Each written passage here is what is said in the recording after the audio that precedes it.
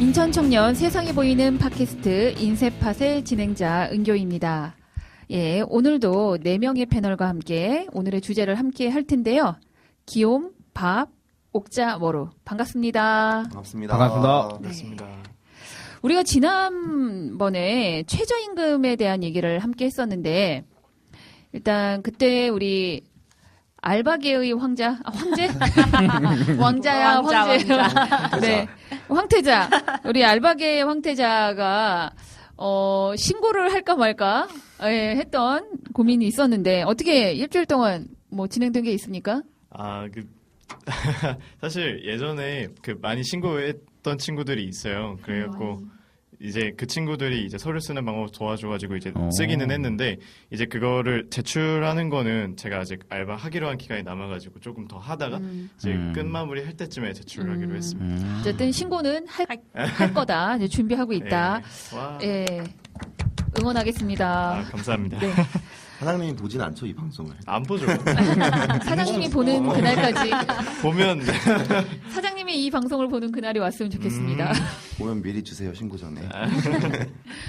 네, 오늘의 주제도 좀 재미도 있을 것 같기도 하고 또 무거울 것 같기도 하고 굉장히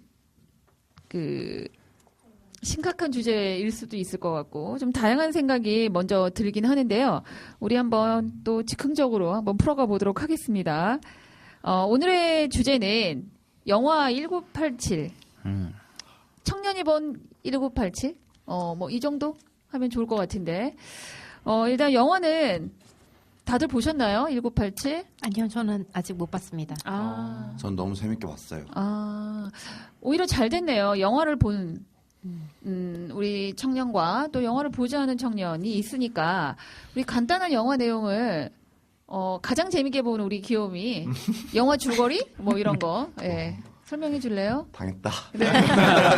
나보다 좀 더 재밌게 봤던 것 같은데. 아니요, 본인 이렇게 어떤 의미를 뭐 하시나. 그 6월 민주항쟁이 벌어지기 전까지의 사건을 다룬 거고, 사건에 관해서 조사를 한다면 박종철 열사의 사망과 그에 관련해서 하정우라는 검사, 그리고 보도 지침을 무시했던 언론인, 그리고 교도소장, 그리고 교도소에서 일했던 사람, 그리고 김태리라는 여타 대학생, 그리고 이한열 열사 같은 소시민의 힘이 하나하나 다 모여서 연대라는 걸 폭발을 해서 직선제도 이루고, 그 전두환이라는 독재자를 몰아냈던 그런 사건을 일대기적으로 정리한 영화라고 이렇게만 말해도 너무 간단한가요? 네, 저는 이렇게 말씀드릴 수 있을 것 같습니다. 아니요, 뭐 아주 간략하지만 영화의 아주 핵심적인 내용을 다 얘기를 해준 것 같은데 우리 귀요미 영화 너무 잘 봤다 그랬거든요. 어떤 점에서 이 영화가 특히 더 인상적이었나요? 일단은 시기적으로 사실 1987을 보면서 청년이 1987을 보는 눈에 지금 저희가 얘기하는 거잖아요. 근데 이 1987에 관해서는 청년과 장년의 관점이 진짜 다르겠다. 1987이 내가 아는 여타 웬만한 어른들이 겪었던 장년이라고 분류되는 모든 분들이 겪었던 그런 사건이더라고요. 그러면 그걸 진짜 봤던 사람이랑 그리고 그걸 겪지 못했던 이 청년이 봤던 사람이랑 정말 다르겠구나. 근데 이게 그렇게 오래된 사건이 아닐 수도 있는데 청년들이 겪지 못했던 청년들이 이걸 정말 많이 모르고 있어요. 사회 구성원에서 대부분이 그 사건을 취급받고 영향을 받고 있는데 모르고 있었는데 그 모르고 있었던 이유가 뭘까에 대해서 또 생각을 해봤고 그리고 이 모르고 있는 이 상황에서 1987이라는 연출도 괜찮고 진짜 배우도 좋고 연기도 괜찮은 그래서 많은 사람들이 그 사건의 본질도 꽤 가까이 알 수 있고 영화 자체도 즐길 수 있는 형태로 나왔다는 게 저는 정말 좋게 생각을 했습니다. 우리 밥은 어땠어요? 사실 제가 오늘 보고 왔어요. 그래가지고 전 생생하게 기억이 나겠네요. 따끈따끈하네요. 네. 전 질질 짜면서 보고 왔는데 눈이 좀 아니 그것 때문에 이런 건 아니고 아무튼 저는 사실 이 영화는 되게 새로운 역사적 사실을 이렇게 막 폭로한다 그런 느낌이라기보다 저희가 이미 알고 있었던 익숙히 이제 정보로서 알고 있는 사실을 좀 현실적으로 묘사하고 강조해줬다 이런 느낌을 받았어요. 그러니까 시민들이 마주했던 억울함 그리고 시민들이 했던 항쟁 그리고 결과적으로 시민들이 승리하는 과정을 약간 한 폭의 드라마 같은 느낌으로 이렇게 잘 보여줬다. 그런 느낌을 받았는데 사실 한편으로는 이제 영화가 보여주고 싶은 모습을 보여주다 보니까 이제 참여하지 못하는 사람들의 이야기 같은 건 잘 다루지 못했던 것도 있구나 해서 사실 아쉬우면서도 한편으로는 만족스럽고 되게 잘 본 영화였습니다. 우리 옥자는 언제 봤나요? 저도 개봉하고 얼마 안 있다 봤는데, 제가 보고 난 다음에 좀 생각은 뭐였냐면, 참 찝찝했거든요. 왜냐면, 같은, 영화 변호인도 비슷한 맥락에서 나왔던 영화인데, 변호인 보고는 참 이게 통쾌함이 들었어요. 다들 아시고, 재판 과정에서 나오는 그런, 헌법 2조, 1조 2랑 이거 얘기하는 것도 그렇고, 여러 가지 좀 통쾌함이 들었는데, 이런 1987에 대한 영화를 보고 나서는 뭔가 이 가슴 한편이 좀 많이 찝찝하더라고요. 그 찝찝하다는 게 뭐냐면, 찝찝함이 좀 표현이 그래서 답답함? 답답함. 그렇게 할까요? 답답함을 하죠. 좀 답답하더라고요. 이 가슴 한편이 좀 너무 답답했어요. 왜냐면 뭔가 이 연출, 스토리 이걸 다 제쳐놓고 그 영화 속에 녹아든 한 캐릭터 한 명 한 명마다 다 우리네 삶이잖아요. 우리가 그렇게 살아왔고 우리 엄마 아버지 할머니 할아버지 그렇게 살아왔잖아요. 근데 그게 너무 어떻게 보면은 다 한 사람 한 배역마다 다 녹아 있는 그 요소의 스토리와 그 사람마다의 스토리가 이렇게까지도 보이는구나. 그러면서 나는 어떻게 살고 있는가. 그걸 느꼈거든요. 왜냐면 저도 이제 어떤 이게 다른 활동을 하면서 보면서 저 스스로가 난 참 그래도 이 젊은 사람으로서 뭔가 좀 뜻있는 활동을 하고 있구나라는 일말의 자부심은 있었거든요. 프라이드가. 근데 그걸 보고 나서 나도 참 그걸 보고 허영심에 있었구나라는 좀 답답함과 부끄러움과 그런 것들이 막 밀려왔어요. 그래서 마음 한편이 참 답답했던 것 같은 영화였던 것 같아요. 멋있네요. 네, 우리 옥자가 처음에 이제 소개를 할 때 평범한 어떤 이제 옥자라는 하나의 시민으로 그 시민을 대변하는 이런 얘기를 했는데 사실은 지금 이제 청년으로서 어떤 정치적인 그런 정당 활동이나 실질적으로 실천적 활동을 좀 하면서 오히려 영화 속에서 더 답답함 그리고 이제 본인도 역할을 하고 있다고 생각했지만 정말 영화를 보면서 부끄러움이 앞섰다는 점에서 좀 더 영화를 대하는 입장이 다르지 않았을까 하는 생각이 얘기를 들어보니까 듭니다. 우리 아까 머루는 영화를 보지는 않았지만 네. 영화에 대한 평들도 많이 들었을 거고 또 우리 지금 패널들이 하는 얘기들 들어보니까 우리 머루가 생각하는 1987 어떤 영화일 것 같아요? 저는 변호인은 봤기 때문에 그런 류의 영화라고 생각을 했고 기대를 하고 있었는데 시간이 안 돼서 못 봤지만 볼 예정이거든요. 근데 제가 일단 느꼈던 거는 뭐냐면 생각보다 너무 옛날 일이 아니다. 저는 이제 85년생이기 때문에 2살 때인 거잖아요. 그러니까 내가 살아있을 때 이런 일이 있다니 이런 생각이 들면서 왜 이렇게 이게 굉장히 오래된 과거처럼 느껴질까. 와, 그렇게 얘기하니까 진짜로 누나도 겪었군요. 그럼요. 머루님도 네. 겪었구나. 저는 진짜 제가 예전에 틈만 나면 작업하면서 그 프로젝트 진행했을 때도 어르신들이랑 굉장히 많은 대화를 했었거든요. 근데 그때 어르신들이 그랬어요. 나는 나팔꽃이라는 단어를 모른다고. 그러면서 오히려 그 일본어로 익숙한 단어들을 다 나열을 하시는 거예요. 그래서 내가 생각했던 일제시대의 흔적들이 이렇게 가까운 데 있다는 게 되게 충격적이었거든요. 근데 사실 이 영화 자체도 제목이 1987이잖아요. 저는 1987이라는 게 굉장히 옛날처럼 느껴졌는데 사실 옛날이 아니라는 거에 충격을 받았고 그거에 대해서 인지를 하고 살지 않았고 이런 정말 가까운 역사의 흔적을 내가 제대로 알지 못했다라는 느낌이 들었고 이거를 왜 영화로 알아야 될까? 내가 왜 이걸 모르고 자랐을까? 이런 생각이 드는 거죠. 사실 제가 충분히 배우고 교육을 통해서도 알고 감사하고 느끼고 살 수 있었을 텐데 충분히 그러지 못했던 그런 부재에 대해서 한번 고민을 하게 됐어요. 우리 머루는 영화 안 본 유일한 지금 패널인데 가장 영화를 네. 가장 깨달은 게 많아요. 포스터만 보고 와. 영화 평론으로만 따지면 우리 머루께 지금 가장 평론으로선 좋은 것 같은 느낌. 왠지 지금 귀여움이 좀 당한 것 같아요. 지금 귀여움보다는 우리 밥보다는 옥자보다 머루가 훨씬 영화에 대한 평을 또는 느낌을 잘 얘기한 것 같다는 생각이 들면서 역시 오늘도 귀여움이 당했다. 저희 책도 읽으면서 공부했거든요. 네. 그래서 네. 정말 또 오늘 패널들이 우리 1987년도에 태어나지 않은 패널들이 있잖아요. 그러다 보니까 이 시대를 조금 더 가까이 알고 싶어서 영화를 보고 또 이렇게 좋은 책을 한번 추천하는 추천서인가요? 사실 책이 되게 광범위하더라고요. 1987을 추천서? 갑자기 깜짝 놀랐는데 책이 너무 광범위해서 어떤 책을 골라야 될지 어떤 책이 좋을까 했는데 그냥 이거에 관해서 좀 내가 봤을 때 믿음직한 선배 이거에 관해서 많이 알고 있을 것 같은 선배님이 추천해 주신 여러 책 중에 한홍구 교수님 책이 되게 괜찮다고 해서 제가 한홍구 교수님 책을 뒤져보다가 그 딱 1987년도를 다뤘던 이 책을 하고 있는데 되게 지금 이 순간의 역사라는 책인데 그 당시에 이제 상동훈 선생님이 운동권이셨는데 운동권 학생들이 어떤 생각을 했는지 그 어떤 일이 자세하게 있었는지 자세하게 다루고 있어서 되게 도움이 많이 됐어요.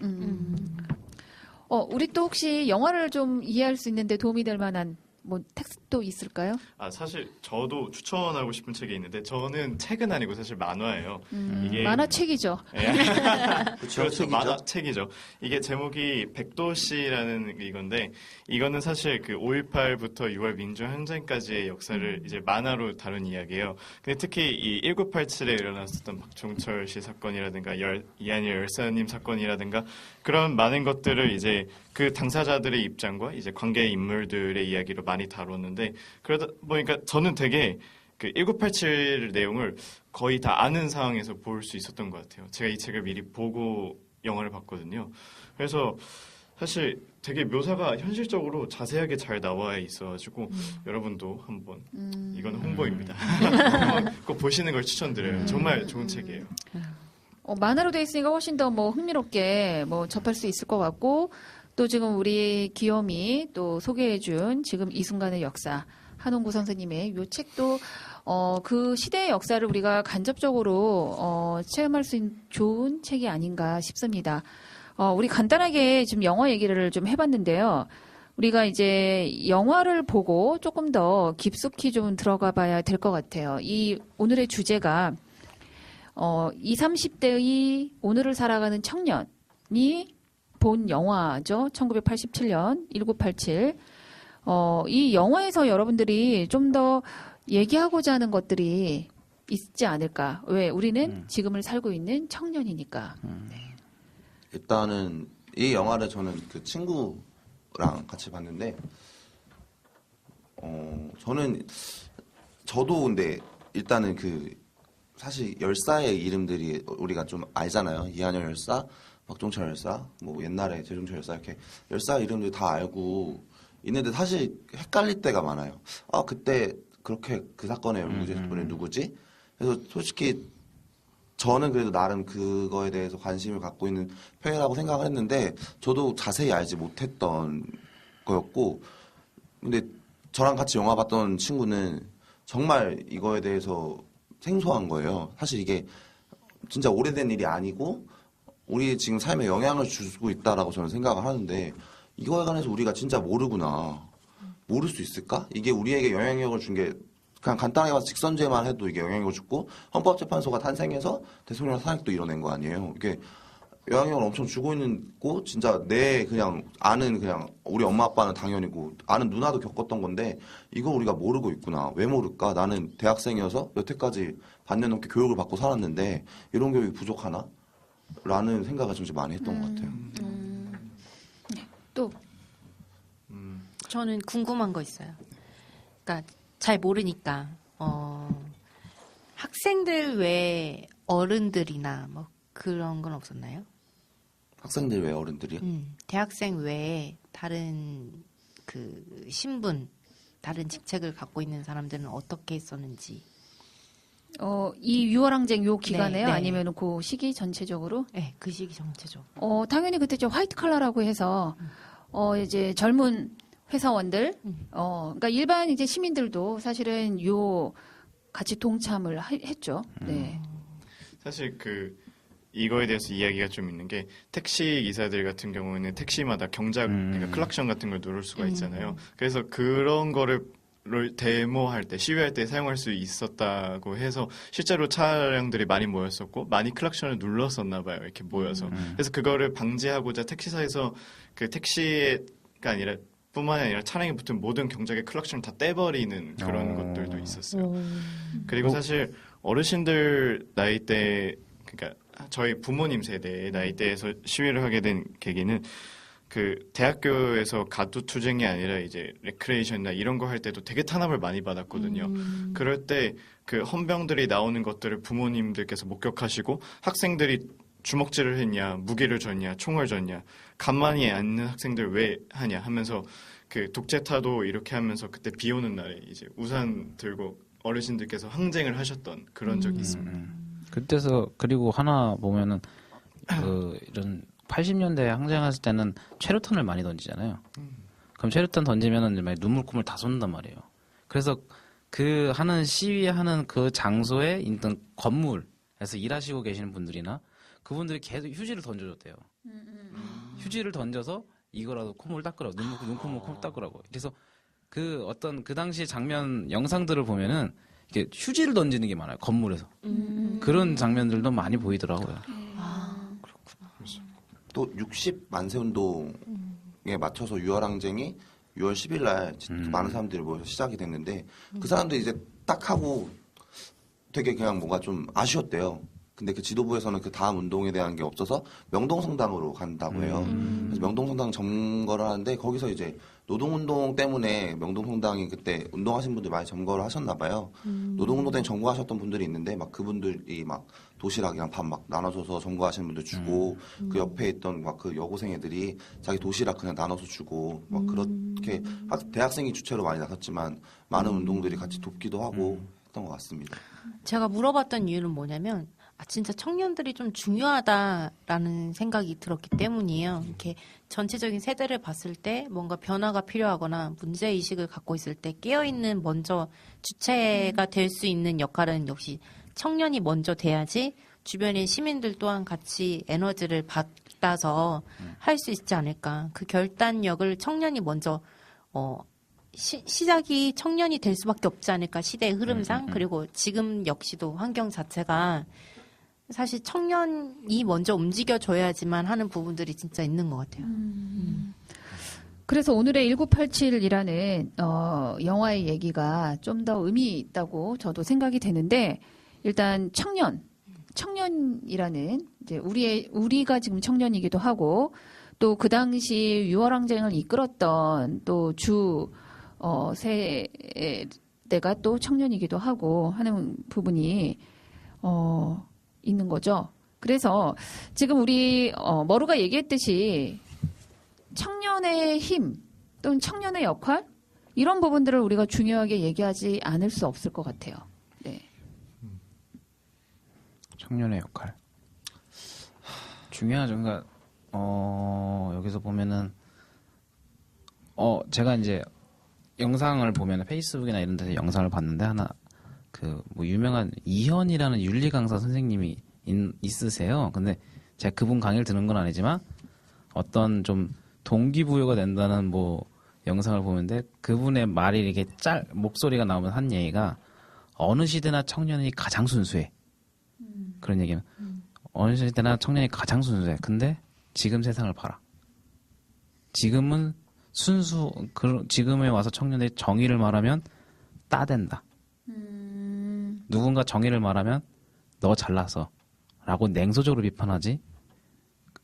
그런 면에서 보면 청년의 역할도 중요하고 저도 그렇게 생각해요. 그러면서 제 주변에 있는 친구들을 봐도 청년들 딱 보면 미안하지만 그렇다고 제가 잘하는 건 아니지만 이거에 많이 무관심하거든요. 근데 이게 사회의 탓도 있어요. 분명히 이렇게 만든 사회 구조의 문제도 있지만 저는 구조의 문제는 다 알고 있고 다 공감한다고 생각하고 있고 그걸 벗어나서 이제는 청년이 가장 순수했던 시대처럼 돌아가거나 혹은 그거에 그래도 조금이라도 미칠 수 있는 그런 좀 정도가 되려면 이제는 외부에서 받는 게 아니라 청년 스스로가 자정해서 깨달고 자성해야 된다고 생각하거든요.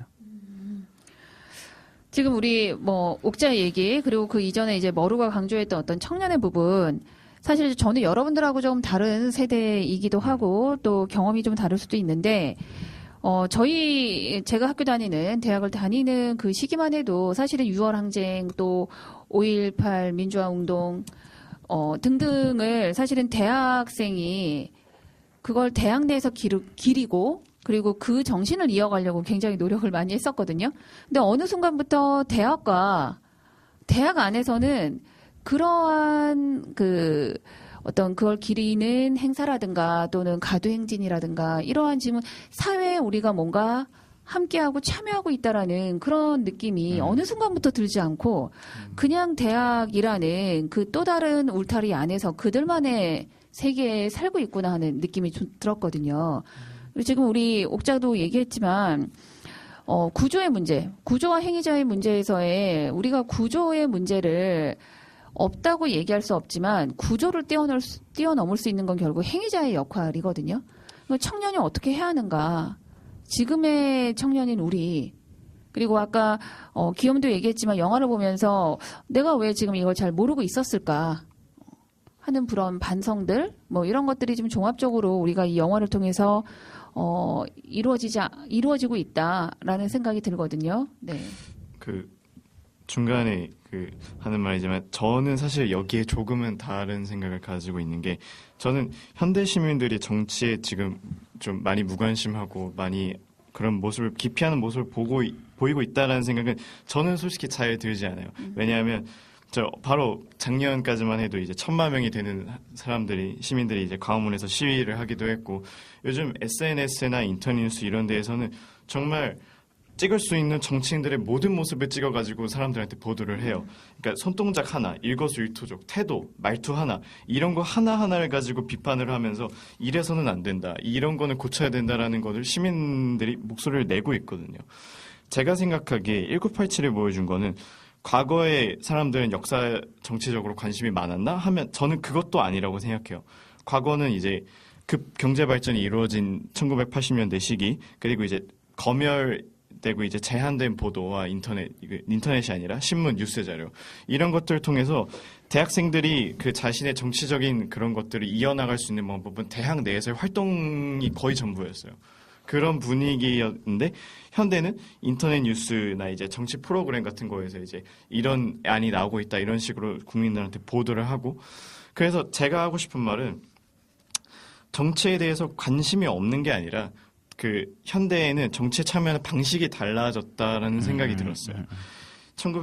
이야기를 조금만 더 하자면 이 백도시에 나오는 내용인데 이제 가두투쟁이랑 데모 같은 거를 나가지 않고 대학생들이 운동회, 레크레이션, 막 노래 부르기, 장기자랑 이런 거를 하니까 총학생회는 빠져라. 너희 가두투쟁도 안 해? 데모도 안 해? 그럼 너희가 하는 건 뭐야? 그럼 너희는 의지 없어? 이러니까 그 총학생 회장이 한 말이 있어요. 지금 학생들이 지금 우리가 가두투쟁을 하면 함께 하냐? 아니, 그들은 피해서 가버린다. 그들이 현실을 파악하지 못하는 멍청이여서 그런가? 아니야. 그들은 우리 방식에 따라 참여하지 못하는 것뿐이야. 그렇기 때문에 우리는 그들과 함께 해야 해. 10사람, 한 사람의 10걸음보다는 10사람의 한 걸음. 그게 우리가 배운 소중한 교훈임을 잊지 않아야 된다. 그런 말을 했거든요. 그때 시기적인 관점에서는 그때는 SNS도 없었고 저희가 그런 걸 다 알 수 있는 방법이 없었기 때문에 저희가 할 수 있는 방법은 그 많은 사람들을 최대한 모아가지고 비폭력으로 투쟁하는 것밖에 없었어요. 그리고 지금 같은 상황에서는 자기가 할 일이 많고 자기 미래를 준비하고 하느라 바쁜 상황에서 우리가 할 수 있는 거는 인터넷 기사나 SNS를 찾아보면서 그 사람들이 뭘 했는지 그런 걸 알고 우리가 트윗이든 뭐 글이든 쓰면서 그런 거에 대해서 이게 세계에 퍼나르는 그런 식으로 조금 바뀌었다고 형태가 그런 생각이 들어요. 아, 지금 청년들이 사회와 또는 정치에 무관심한 것이 아니라 사회에 참여하는 방식이 달라졌다라고 지금 밥은 얘기를 하고 있는데 혹시 여기에 대한 뭐 다른 생각 또는 뭐 동의하는 저 보충 생각? 얘기할까요? 먼저 하시죠. 일단은 이 책을 보면 사실 군부 시대 아래에 있을 때는 모든 계층이 전두환은 나쁜 놈이니까 물러나야 돼 라고 했다가 1987 이후로 그럼 이제 전두환이 물러났으니까 우리의 삶이 달라지나? 라는 의문에서 노동운동이 엄청나게 하면서 임금이 엄청나게 올랐다고 해요.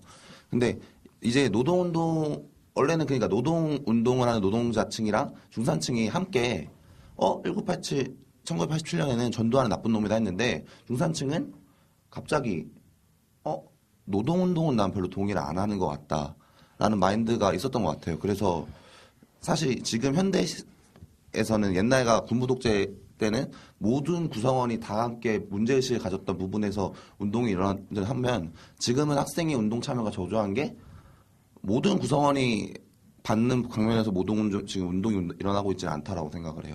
뭐 노동운동 이런 특정한 계층에 해당하는 부분에서 운동이 옛날에 비해 일어났고 그래서 작년 천만에 촛불에 들렸던 그거는 모든 계층에게 해당하는 문제였던 것 같아요. 그런 것도 있고 또 두 번째로는 1987 이후에 원래는 대학생 중심으로 이루어졌던 운동이 군부독재에 물러났으니까 우리가 이제 시민사회에서도 그런 여러 단위를 형성하자 해서 노동자, 시민사회에서 여러 단체들이 생겼다고 해요. 그래서 운동에서도 원래는 학생들이 주도했던 부분에서 여러 그 단체들이 그 역할을 하게 되면서 학생 운동이 좀 줄었다라고도 하는 그런 관점도 있다고 해서 도움이 되실까 말씀을 드리고 싶고 저는 근데 운동이라는 거에 대해서 되게 안 좋게 생각하시는 분들도 많이 있다라고 생각을 하는데 그 바비가 하는 얘기에 대해서 동의하는 부분도 있지만 어떻게 보면 저는 그렇게 안 좋게 생각하는 거에 대해서 되게 의구심을 갖고 옛날부터 사회운동이라고 했던 여러 가지를 한 사람이거든요. 그러면서 뭐 여러 가지 서명도 받고 자살청소년 추모도 하고 뭐 최저임금 서명도 받고 세월호 서명도 받고 했는데 그 사회가 결국에는 바뀌는 방법은 연대와 관심이고 그 광화문에 나왔던 천만의 촛불에 의해서 이제 정권이 바뀌듯이 그런 과정을 통해서 정권이 그런 완제점이 바뀔 수밖에 없는데 형태가 바뀌었다라고 했는데 사실 그런 형태가 바뀐 걸로는 사회가 바뀌진 않더라고요. 제가 그런 광장에서 체험했던 걸로는. 그래서 저는 어떻게 보면 관심이 생겼다. 형태가 바뀌었고 그런 관심이 생겼다라고 하는 바비의 그런 말이 이해는 되지만 한편으로는 저는 그게 운동의 방식인가. 그걸 통해서 거기 나가보면 진짜로 사람이 죽거든요. 그 문제에 의해서. 굶어 죽고 사람이 죽는데 그거 안에서 그냥 SNS만 올리고 그런 사람들이 진짜 정말 학생들이 진짜 진심으로 그게 관심이 있는 사람이라면 전 그렇게 행동을 안 했을 거라고 생각을 해요. 그래서 그런 관점에서 봤을 땐 대학생들의 관심이 줄었다는 거에 되게 동의를 합니다. 오늘도 둘이 또 아유, 논쟁 구도가 만들어지는 건가요? 네. 좀 건너편에 앉아. 네. 근데 전 여기서 약간 요 두 분의 이제 밥과 귀염의 입장에서 전 원래는 밥의 얘기만 들었으면 여기에 저도 좀 동의하면서 하는데 두 분 얘기를 들어보니까 좀 절충인 것 같아요. 왜냐면 SNS로 통해서 그런 어떤 다양한 통해서 제가 봐도 옛날처럼 뭔가 참여하거나 사회나 정치 문제에 참여하는 방식은 정말 많이 다양해진 것 같아요. 그로 인해서 비례적으로 이 참여하는 이 빈도수라든지 그런 거 저는 많이 늘었다고 생각합니다. 한데 기욤이 말한 것처럼 그게 무브먼트냐 운동이냐라고 보기에는 저도 물론 그게 운동이라고 생각하지는 않아요. 근데 꼭 무브먼트 운동이어야만 뭔가 뜻깊은 거냐 그렇게 해야 참여했다고 얘기할 수 있을까라고 저는 의문이 들거든요. 왜냐하면 1987 때도 그렇고 그 전의 세대도 그렇고 어떻게 보면 참여하는 방법을 몰랐을 수도 있고 아까 밥이 말하던 백도씨에서도 말한 것처럼 그들의 방식과 내 방식이 맞지 않아서 그렇게 참여를 못했다고 생각해요. 저는 참여한 것도 중요하지만 그런 생각을 가지고 있고 그런 생각을 가지고 실천하진 못했지만 그래도 그런 생각을 가지고 있으면서 계속 뭔가 언젠가는 나도 당신들처럼 혹은 당신들과 다르지만 다른 방식으로도 나는 나서서 그런 것들을 주장할 것이다. 혹은 참여를 할 것이다. 나만의 시위를 할 것이다. 무브먼트 할 것이다라는 그런 것들을 보면 그런 방식이 이제는 SNS나든지 혹은 여러 가지 서명도 그렇고 그런 거를 통해서 좀 이루어지고 있다. 그래서 저도 SNS도 저도 보면서 아까 말한 거 무슨 활동 하면서도 느끼지만 그게 과연 무브먼트냐 운동이냐라고는 저도 아직 의문이지만 동시에 그러면서 그러니까 아직까지 저도 그거에 대해서 의문이면서 그게 좀 더 확장하고 그것이 우리가 여태까지 봐왔던 운동의 성격으로서 발전을 더 했으면 하는 바람이거든요. 저 얘기해도 되나요? 네네. 저는 사실 운동이라는 걸 몰라요. 그리고 무슨 시위라는 것도 모르고 그냥 저는 관심 없어요. 관심 없어요. 그냥 일반 고등학교 졸업하고 대학교 가서 그냥 제가 원하는 그림을 그렸고 작업을 했기 때문에 근데 단지 그런 건 있었어요. 제가 작업을 했기 때문에 사회나 나에 대해서 관심이 많아졌고 그래서 주변에 불이나 그리고 아이들이 자살이 많아지는 이유에 대해서 찾다 보니까 그런 거에 대해서 작업을 했기 때문에 사회 문제에 되게 관심이 많았거든요. 근데 각자의 역할과 각자의 지위에 맞게 내 이야기를 내세울 수 있는 그런 방법은 각자 다를 거라고 생각을 해요. 그런 시점에서 아까 말씀하셨잖아요. 청년 스스로 자정을 해야 된다. 근데 저는 거기서 좀 그렇게 생각하지 않아요. 제가 생각하는 건 뭐냐면 청년들이 자정을 해야 된다라고 강요하면 안 되는 현재인 것 같아요. 지금 현실로서 우리 청년들한테 그거를 강요할 수는 없고 대신 우리가 할 수 있는 건 그들이 직접 자정할 수 있는 기회를 만들어주는 것이 우리가 솔루션으로 대안을 내야 되지 않을까. 정말 이게 필요하다면 그리고 하고 싶다. 청년들이 정말 진심으로 하고 싶다라고 나올 수 있는 마음이 우러날 수 있는 거. 근데 사실 생각해 보세요. 우리 되게 많이 포기하고 살잖아요. 지금 거의 M4 세대잖아요. 근데 거기서 과연 나 스스로도 내 자아도 못 찾겠는데 지금 내가 지금 이걸 하면 세상이 바뀌겠어? 라고 생각하는 청년들이 대다수일 거고 하다못해 대학교를 가는 의미도 불투명해지고 있잖아요. 내가 대학교를 가서 솔직히 저 같은 경우는 약간 좀 달라요. 저는 처음에 학교를 2개 다녔는데 처음에는 선후배 관계가 되게 돈독했어요.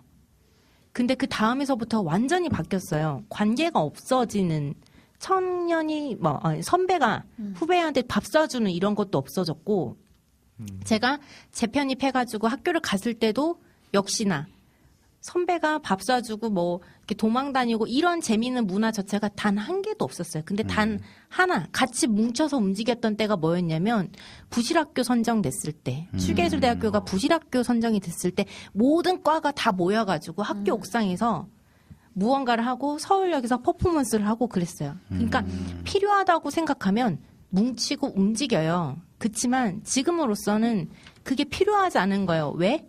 지금 그거 필요할 여유가 없거든. 그리고 저는 그렇게 생각해요. 꿈이 없다고 생각을 해요. 왜냐면 아직 1987을 보지 못했지만 그들이 생각하고 있는 꿈을 같이 공감하고 대화하고 소통을 했기 때문에 같이 함께 10사람이 모여서 한 발자국 내뱉을 수 있다고 생각을 하거든요. 근데 지금은 사실 그 10명이서 대화하는 소통의 방법도 우리 청년들은 약간 부족하다. 지금 저는 그렇게 생각을. 왜냐면은 사실상 이웃하고도 인사 잘 안 하시잖아요. 옆집이 누가 사는지 혹은 학교 가서 선배는 다 알고 있는지 그리고 선배랑 얘기를 하는지 가까이 있는 사람들도 관계를 하기가 너무 어려운데 어떻게 이들이 같이 모여서 운동을 하고 같이 모여서 연대를 하겠어요. 그러니까 저는 이들이 같이 모일 수 있는 기회가 많아져야 된다고 생각을 합니다. 딱 보니까 들었던 속담이 말을 억지로 물가에 끌고 갈 수 있어도 물을 먹일 수 없다는 얘기가 딱 맞는 것 같아요. 지금 이렇게 머루님이 말씀하신 게 보면 딱 사실 그 머루님 말씀하신 거랑 그 기용 형님이 말씀하신 거랑 내가 되게 아까 말했던 그 선후배 사이에 먼 선후배 사이에 평가에 막 그런데 아무튼 말씀하신 걸 보면서 저도 생각이 든 게 저는 제가 방금 형태가 달라졌다 그랬잖아요. 근데 사실 SNS는 예전에 비해서 많이 달라진 부분이 개별적이 되었다고 생각을 해요. 너무 아이덴티티해져 버린 거죠.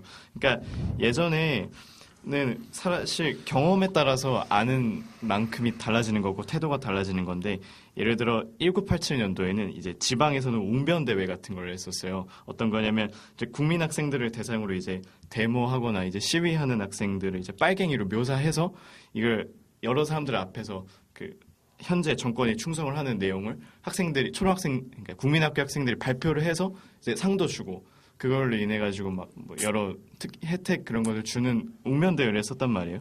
그리고 또 TV는 또 이제 보도하고 싶은 것만 편협되게 보도를 하니까 지방에 있는 학생들은 그 고등학교 졸업할 때까지 그런 사실을 몰랐던 거예요. 정말 저기 데모하는 대학생들 다 빨갱이고 막 자파 막 이런 생각이 들다가 갑자기 대학교에 가자마자 대학가에 가자마자 그 사람들의 시신이라 이런 것들이 촬영되어 있는 포스터, 사람들의 항소문 이런 걸 보자마자 충격이 생기는 거예요.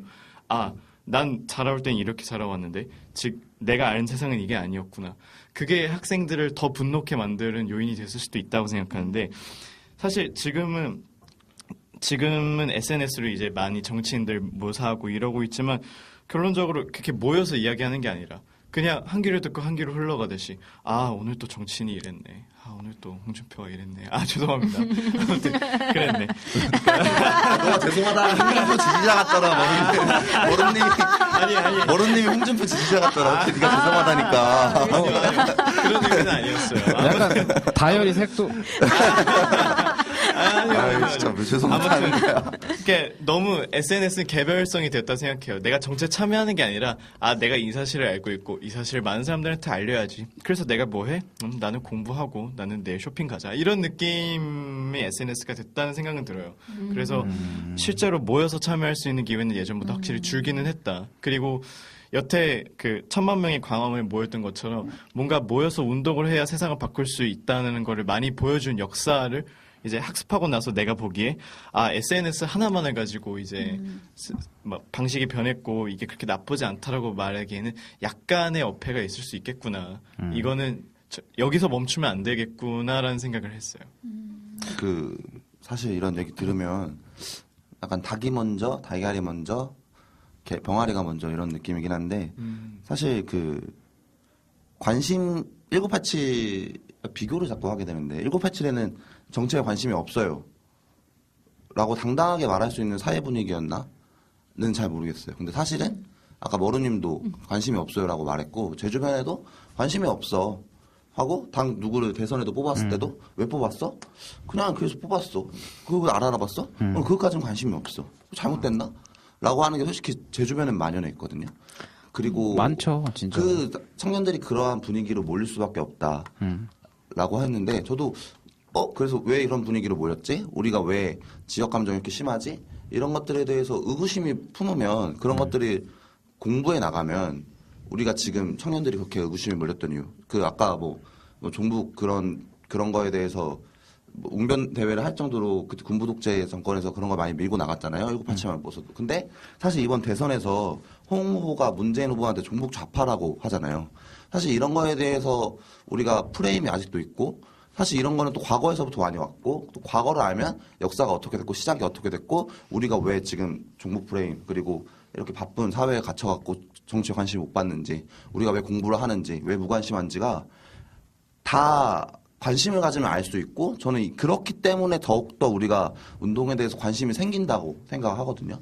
그래서 아까 병아리가 먼저 이런 얘기를 한 건데 병아리가 먼저가 맞아요? 그러니까 닭이 먼저 알이 뭐 달걀. 좀 뭐 그런 게 한 건데 우리 청년이 관심이 없을 수밖에 없다. 거기서 멈출 게 아니라 그럼 관심이 없게 하는 이유도 관심이 없기 때문에 하게 하는 그런 운동이 있다. 그래서 그런 거를 우리가 좀 깨달으면 좀 더 보는 눈이 바뀌지 않을까.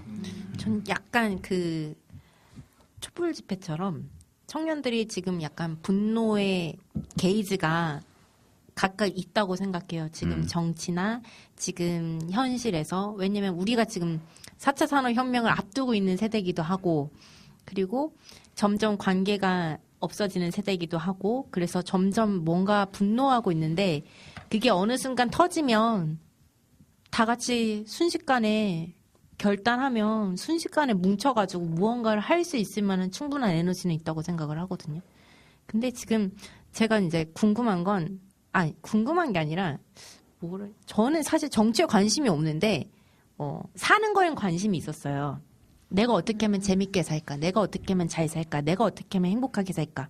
근데 그게 정치더라고요. 네. 저는 그걸 알게 된 지 얼마 안 됐었어요. 이게 김은경 교수님 강의 수업도 듣고 정치 그리고 내가 사유하는 법에 대해서 이렇게 딱 듣고 나서 그렇구나. 사는 게 정치고 정치가 사는 거구나. 왜냐면 저는 이제 작업을 했기 때문에 예술은 삶이고 삶은 예술이다라고 생각을 했기 때문에 그게 전혀 어색하지 않았거든요. 근데 그거에 대해서 내가 왜 몰랐지? 내가 이걸 좀 더 일찍 알았으면 정말 더 재밌게 살 수 있었을 텐데라는 생각을 했었어요. 그래서 저는 되게 지금이라도 늦지 않았다. 지금 청년들한테도 이런 것들을 알려줄 수 있는 교육의 시스템이라던가 아니면은 이제 지금 자라나고 있는 청소년들 그리고 초등학생들 이런 분들에게도 그리고 지금 살고 있는 어르신분들에게도 뭔가 같이 교육할 수 있는 그런 시스템이 있었으면 좋겠다라고 생각을 하게 되네요.